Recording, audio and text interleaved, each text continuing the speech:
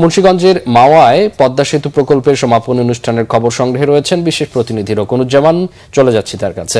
রকন, পদ্মা সেতু প্রকল্পের সমাপনী আয়োজন কেমন দেখছেন? কখন পৌঁছাবেন প্রধানমন্ত্রী? বিস্তারিত জানাবেন। হ্যাঁ মামুন, আমি এই মুহূর্তে রয়েছি পদ্মা সেতু মুন্সিগঞ্জের মাওয়া প্রান্তে। এখানেই যে পদ্মা সেতুর প্রকল্পের সমাপনী অনুষ্ঠানটি অনুষ্ঠিত হবে। আমার সামনেই দেখতে পাচ্ছেন যে এই পাশ দিয়েই সমাবেশে যোগ দিতে লোকজন আসছেন।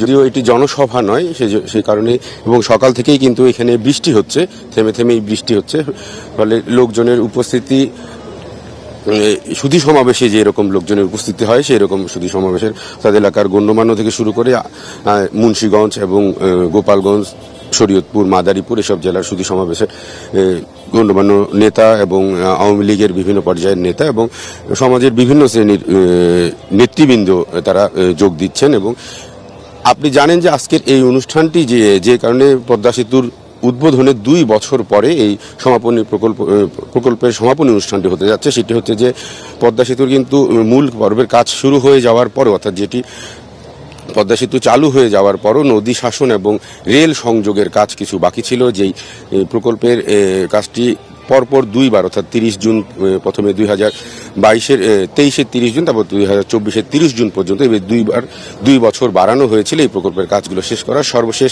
গত 30 জুনের মধ্যে পদ্মা সেতুর সমস্ত প্রকল্পের কাজ, অর্থাৎ ব্রিজ থেকে শুরু করে নদী শাসন এবং রেল সংযোগ সমস্ত প্রকল্পের কাজই শেষ হয়েছে এবং এই শেষের মধ্য দিয়ে, এই সমাপনী অনুষ্ঠানের মধ্য দিয়ে আসলে সেটি উদযাপন করা হচ্ছে।